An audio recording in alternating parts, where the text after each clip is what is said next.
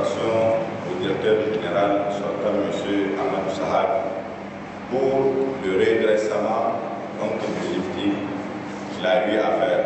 Parce que au moment où il était venu, l'IFTIC était dans une situation un peu de décadence, si on peut le dire, mais avec les 2 années qu'il a passées, donc nous avons constaté un certain redressement de l'IFTIC qu'il a laissé. Donc nous allons, Inch'Allah, avec l'aide de tous, donc continuer sur le même chantier qu'il a laissé pour aboutir donc à l'objectif que lui-même il s'est fixé et que nous-mêmes nous sommes fixés, qui est le même, celui de voir l'IFTIC retrouver ses lettres de noblesse, ses lettres de noblesse dans le cap.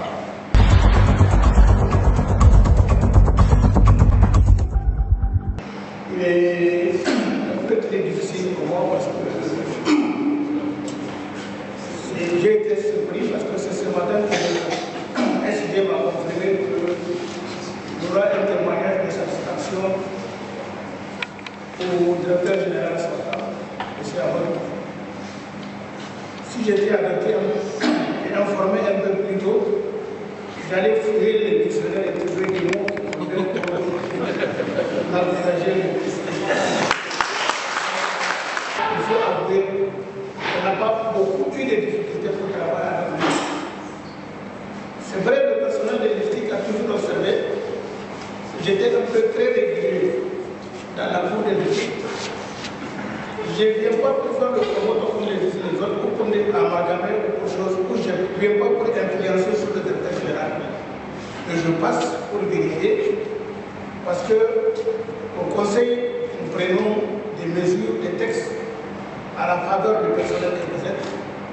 Et je passe de temps en temps pour discuter avec vous, pour voir est-ce que c'est appliqué, quelles sont les définitions qui sont, et c'est pour ça que vous me voyez régulièrement. Et c'est ce que j'ai proposé au directeur général.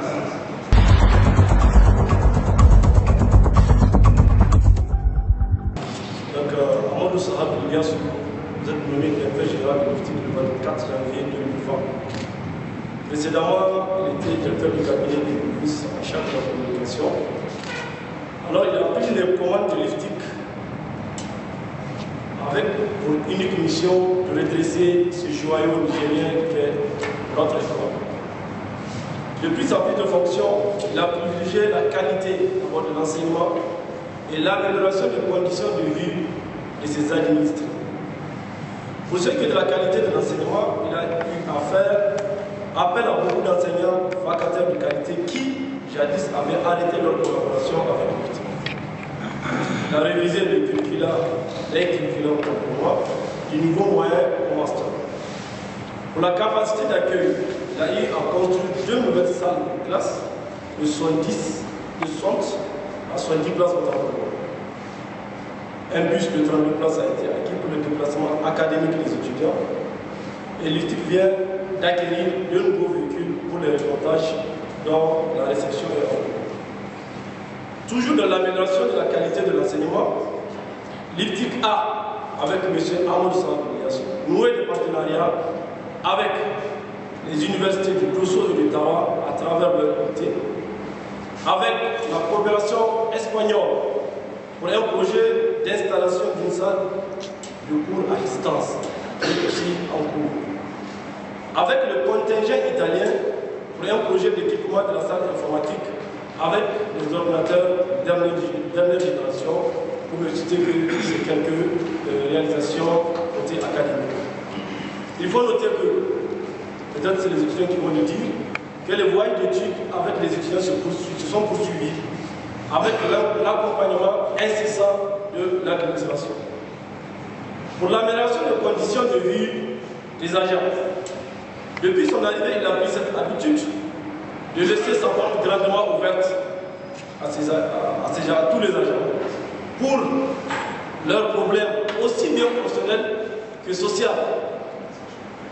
De son arrivée à aujourd'hui, les agents ont enregistré le moindre arriéré de salaire de salaire. D'ailleurs, le dernier a été payé le 21 du mois passé. Il a toujours en pensée l'IFTIC et a pris cette habitude de nous dire chaque fois, je souhaite que ceux qui vont venir après nous puissent garder le même élan ou mieux améliorer davantage ce que nous avons fait.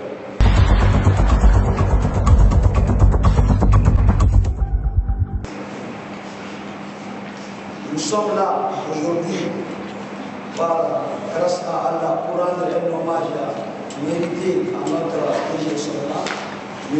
Amadou Sahab Iliassou, pour ses efforts, pour sa disponibilité et pour ses conseils à l'endroit des étudiants. Monsieur le directeur général Sortant, depuis votre consacration, votre nomination le 24 janvier 2020, vous avez hérité d'une école largement en bas, une école qui est en voie de disparaître, mais grâce à Allah le Tout-Puissant qui nous a fait le directeur général de l'IFTIC à retrouver ses lettres de noblesse. Et nous profitons aujourd'hui à ce instant d'appeler le DG à terre de continuer dans ce sens. Merci, monsieur le directeur général sortant. Merci, monsieur le directeur. Merci. Donc, au nom de tous les étudiants de l'IFTIC, nous vous disons merci. Merci, les mots me manquent. C'est vraiment pathétique. Nous prions Allah le Tout-Puissant de vous laisser longue vie, en bonne santé, et de vous donner encore un meilleur poste.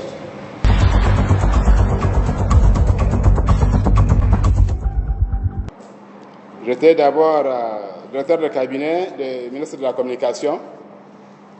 Avant de quitter ce poste, j'ai reçu un témoignage de satisfaction du ministre pour les efforts accomplis dans la mise en œuvre du programme de Renaissance Acte 3, volet communication. À peine un an à l'IFTIC, le personnel a jugé nécessaire et utile de me décerner un témoignage de satisfaction. Quelques mois après, les étudiants n'étaient pas en reste à travers leur comité exécutif. Ils m'ont également décerné un témoignage de satisfaction. Alors, immédiatement, beaucoup qui connaissent le milieu estudiantin, ils m'ont dit quel est mon secret. Parce que les étudiants, souvent, c'est le monde le plus difficile. Malgré tout, en si peu de temps, nous avons pu accorder nos violons, nous avons pu avancer en symbiose et nous avons pu avancer en parfaite harmonie. C'est parce que, effectivement, nous avons d'abord privilégié les uns comme les autres l'intérêt de l'IFTIC qui nous tient à cœur. Ensuite, ce fut le tour des femmes à l'occasion de la Journée internationale des femmes qui ont également jugé nécessaire à leur tour de m'adresser notre témoignage de satisfaction. Aujourd'hui, l'ensemble du personnel, les étudiants également, me décernent des témoignages de satisfaction pour les efforts que nous avons accomplis ensemble. Chacun, dans sa sphère de responsabilité, a contribué pour enregistrer les résultats que nous connaissons aujourd'hui.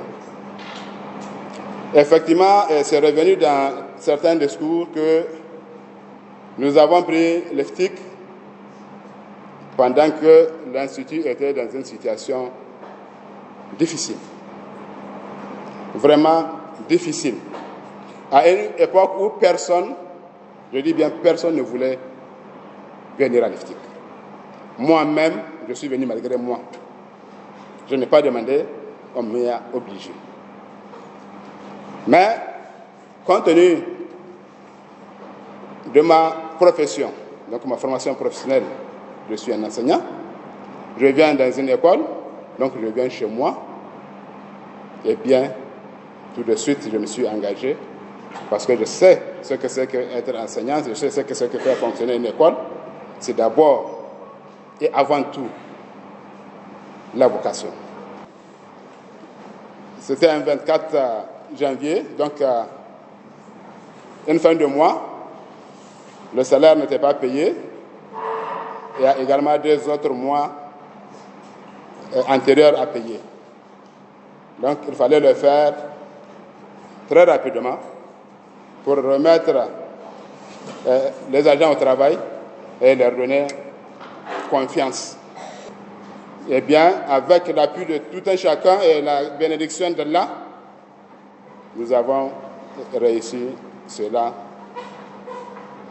et nous souhaitons plus de réussite que nous dans l'intérêt bien compris de l'IFTIC.